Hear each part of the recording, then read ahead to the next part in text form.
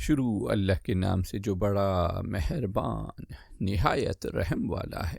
ہم نے لقمان کو حکمت عطا کی تھی کہ اللہ کا شکر گزار ہو۔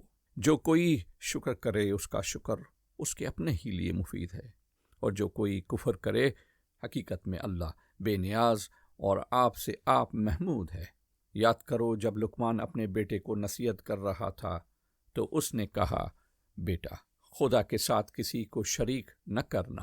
حق یہ ہے کہ شرک بہت بڑا ظلم ہے، اور حقیقت یہ ہے کہ ہم نے انسان کو اپنے والدین کا حق پہچاننے کی خود تاکید کی ہے۔ اس کی ماں نے ضعف پر ضعف اٹھا کر اپنے پیٹ میں رکھا اور 2 سال اس کا دودھ چھوٹنے میں لگے۔ اسی لیے ہم نے اس کو نصیحت کی کہ میرا شکر کر اور اپنے والدین کا شکر بجا لا۔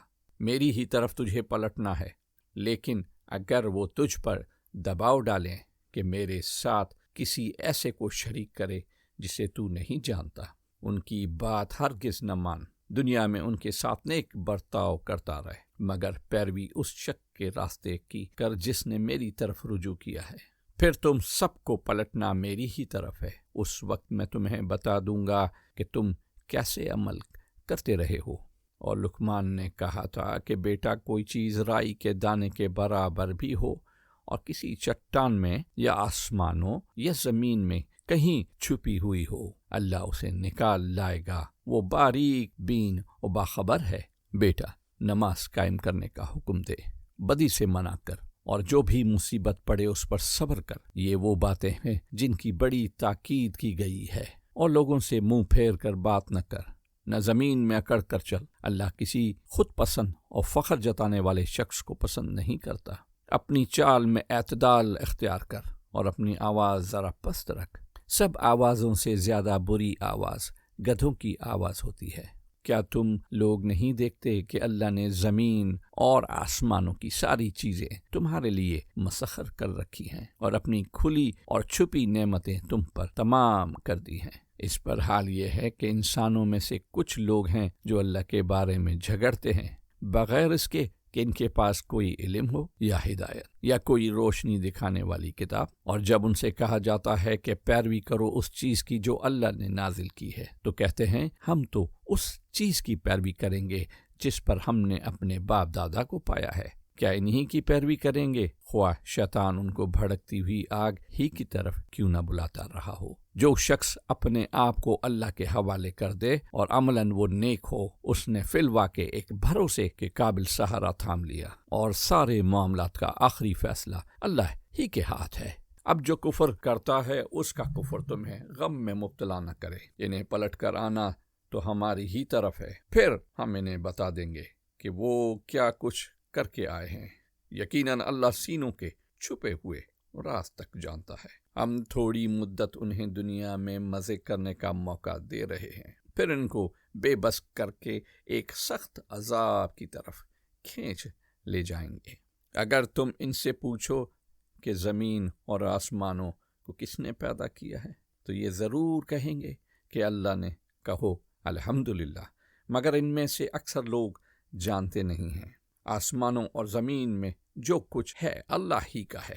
بے شک اللہ بے نیاز اور آپ سے آپ محمود ہے۔ زمین میں جتنے درخت ہیں اگر وہ سب کے سب قلم بن جائیں اور سمندر دوات بن جائے، جیسے ساتھ مزید سمندر روشنائی مہیا کریں، تب بھی اللہ کی باتیں ختم نہ ہوں گی۔ بے شک اللہ زبردست اور حکیم ہے۔ تم سارے انسانوں کو پیدا کرنا اور پھر دوبارہ جلا اٹھانا تو اس کے لیے بس ایسا ہی ہے جیسے ایک متنفس کو پیدا کرنا اور جلا اٹھانا۔ حقیقت یہ ہے کہ اللہ سب کچھ سننے اور دیکھنے والا ہے۔ کیا تم دیکھتے نہیں ہو کہ اللہ رات کو دن میں پروتا ہوا لے آتا ہے اور دن کو رات میں؟ اس نے سورج اور چاند کو مسخر کر رکھا ہے، سب ایک وقت مقرر تک چلے جا رہے ہیں۔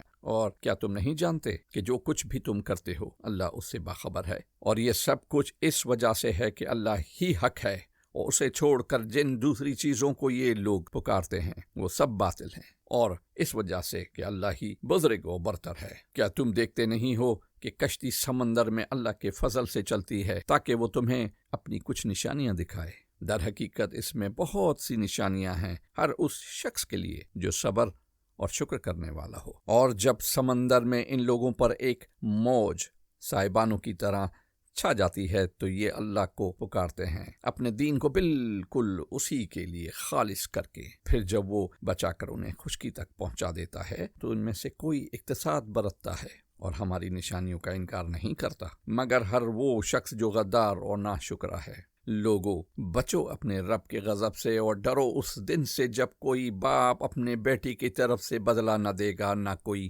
بیٹا اپنے باپ کی طرف سے کچھ بدلہ دینے والا ہوگا۔ فی الواقع اللہ کا وعدہ سچا ہے، پس یہ دنیا کی زندگی تمہیں دھوکے میں نہ ڈالے اور نہ دھوکے باز تم کو اللہ کے معاملے میں دھوکہ دینے پائے۔ اس گھڑی کا علم اللہ ہی کے پاس ہے، وہی بارش برساتا ہے، وہی جانتا ہے کہ ماؤں کے پیٹوں میں کیا پرورش پا رہا ہے۔